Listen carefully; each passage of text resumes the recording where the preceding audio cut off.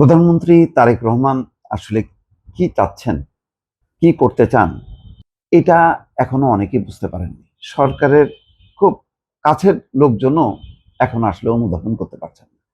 আমি দেখেন এই কথাটা কিন্তু অনেকবার বলছি যে উনি যেভাবে চলতে চাচ্ছেন, ওনার পুরো টিম, সরকার, প্রশাসন সেইভাবে চলছে না।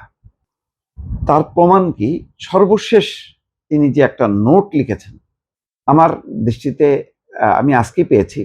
ইতিমধ্যে এটি বলা যায় নেট দুনিয়ায় ভাইরাল হয়েছে। কালকে থেকে এটা নিয়ে রীতিমতো চাঞ্চল্য তৈরি হয়েছে। এটাও কিন্তু একটা মেসেজ। আমি পড়ি, নিশ্চয়ই আপনারা জেনেছেন যে চট্টগ্রাম সিটি কর্পোরেশনের মেয়র সহ 5 জন কর্মকর্তা মশক নিধন কার্যক্রম দেখতে যুক্তরাষ্ট্রের ফ্লোরিডা রাজ্যে যেতে চেয়েছিলেন। তিনি সেই যাওয়াটা ক্যান্সেল করেছেন, বাতিল করেছেন। শুধু বাতিল করেননি, তিনি একটা পরামর্শ দিয়েছেন। সেই পরামর্শটাই এখন রীতিমতো চাঞ্চল্য তৈরি হয়েছে।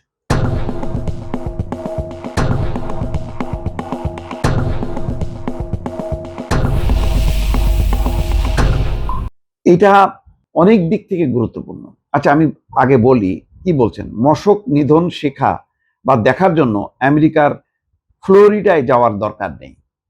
দেশেই সন্ধ্যার পর যে কোনো ডোবার পাশে 2-3 ঘন্টা অবস্থান করলেই মশক নিধনের অনেক উদ্ভাবনী পদ্ধতি বের করা সম্ভব হবে।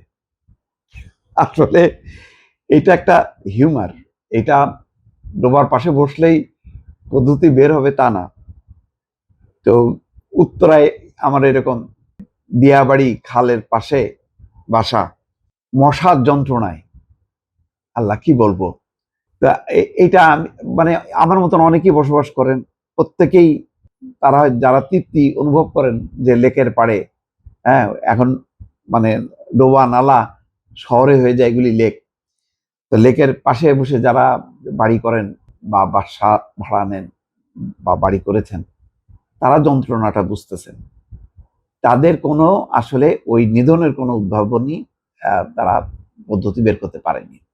কিন্তু তারপরও এটা একটা শিক্ষা যে আসলে এটা এত কঠিন কোনো কাজ না। এটা হলো ডেডিকেশনের ব্যাপার। আপনার যদি ডেডিকেশন থাকে, আপনি যদি প্রতি সপ্তাহে ডোবা নালা পরিষ্কার করেন, তাহলে মশা থাকে না।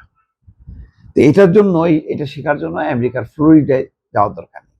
এর মধ্য দিয়ে দেখেন আরো একটা বিষয় পরিষ্কার হচ্ছে যে প্রধানমন্ত্রী এই মেসেজটা দিয়ে কি বললেন? বলতে চাইলেন যে এই তুচ্ছ ফালতু জিনিসে জন্য বিদেশে যেও না, সরকারি টাকা খরচ করো না। অর্থাৎ মিতব্যয়িতার দিকে তিনি যাচ্ছেন। এর আগে আপনারা নিশ্চয়ই জেনেছেন প্রধানমন্ত্রীর দপ্তরের স্টাফরা তারা 100-150 টাকায় মধ্যে তারা দুপুরের খাবার খায়। আমি এটা দেখেছি, আমার নিজেরও একবেলা খাওয়ার সুযোগ হয়েছিল। এই জন্য আমি নিজে দেখেছি, এটা সাক্ষী আমি দায়িত্ব নিয়ে বলছি। এটা দেখানোর জন্য না। এখন সেই কর্মকর্তারা বাসায় যে কি খায় আমি জানি না, সেটা তো আর আমি চেক করিনি। আমাকে রাতে নিয়ে তারা কেউ বাসায় খাওয়ায়নি, কিন্তু দুপুর বেলায় তো আমি নিজে দেখেছি। প্রধানমন্ত্রী কি খান সেটাও আমি দেখেছি। তো সেই কারণে এটা থেকে এই খবরগুলি কিন্তু মিডিয়াতে চাউর হয়েছে যে প্রধানমন্ত্রীর দপ্তরের যারা কাজ করেন তারা দুপুরবেলায় কত টাকার মধ্যে খান, তাদের মেনু কি। এটা জানার পর তো একটা সবারই কাছে বার্তা যাওয়া দরকার। প্রধানমন্ত্রী চাচ্ছেন যে জনগণের টাকা, রাষ্ট্রীয় টাকা জনগণের টাকা, এই টাকা যাতে সদ্ব্যবহার হয়, যাতে এটার অপচয় না হয়, এটা যাতে একেবারে ন্যূনতম খরচে যেটুক না করলে নয় সেটুক যাতে ব্যবহার হয়। এই মেসেজটা তো সেখানেই প্রমাণ। তারপরে এই প্রস্তাবটা কিভাবে গেল যে একটা বানায় ফেললাম প্রস্তাব, আর প্রধানমন্ত্রী তারেক রহমানের টেবিলে যাবেন আর তিনি সেটা অনুমোদন করে দেবেন। এত সোজা। উনার অনেক ছোটখাটো বিষয়ও নজরে এড়ায় না। রাস্তায় চলতে চলতে চারিদিকে কি হচ্ছে, কোথা থেকে পানি পড়তেছে, কোন বাচ্চাটা ফুল হাতে নিয়ে দাঁড়ায় আছে, সব ওনার নজরে আছে এবং সেভাবে উনি অ্যাক্ট করেন। উনি চোখ বন্ধ করে যে চলে গেলেন আর আসলেন, চোখ বন্ধ করা প্রধানমন্ত্রী তিনি না। তিনি প্রত্যেকটাতেই কিন্তু রেসপন্স করছেন। যাকে যতটুক করার কথা দেবার কথা তিনি কিন্তু করে যাচ্ছেন। এখন মানুষের তো সীমাবদ্ধতা আছে। এখন ধরেন আমি পেলাম না, আপনি পেলেন না বলে একেবারে হতাশ হলেন যে কি হলো, নো, এটা সম্ভব না, একজন হিউম্যান বিং এর পক্ষে সম্ভব না। কিন্তু সরকারের ওনার যে লক্ষ্য এটা তো পরিষ্কার, না বোঝার কিছু নাই। উনি ওনার নিজে এবং তার দপ্তরের সবাইকে যেভাবে অভ্যস্ত করাচ্ছেন, এখানে সরকার প্রশাসন যদি এখনো বুঝতে না পারেন, এখনো যদি ওই আগের মতন ইউনূস সরকার বা হাসিনা সরকারের সময় আজে বাজে কত রকম হাস্যকর আসছে না, যে খিচুড়ি রান্না শিখতে, তারপরে মানে ল্যাট্রিন পরিষ্কার করা শিখতে, তারপরে আরো এই সমস্ত কি বলে পরিষ্কার পরিচ্ছন্নতা, নানান বিষয়গুলো এত সিলি ম্যাটারে, যে একটা প্রকল্প বানায় চলে যাওয়া, বিদেশ ঘুরতে যাওয়া, সরকারি টাকা, রাষ্ট্রের টাকা, জনগণের টাকা অপচয় করা, এই কাজগুলি যেটা হয়েছে, এটা তো উনি চাচ্ছেন না। এটা না বুঝতে পারার কারণটা কি?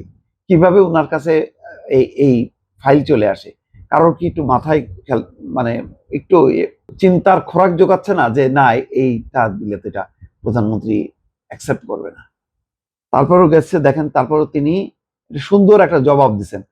উনি লিখে দিতে পারতেন বাতিল, না তিনি একটা নোটও দিয়ে দিচ্ছেন, যাতে মানে একেবারে হৃদয়ের মানে ভেতরে ঢোকে, স্পর্শ করে যে তিনি কি চাচ্ছেন।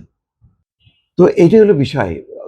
মানে বারবার কিন্তু আমি প্রায় বলছি যে প্রধানমন্ত্রী যেভাবে চলতে চাচ্ছেন, উনি সফল হবেন তখনই উনি যদি একটা ভালো টিম ওনার সাথে থাকে, ওনার দল থাকতে হবে, সরকার থাকতে হবে, প্রশাসন থাকতে হবে।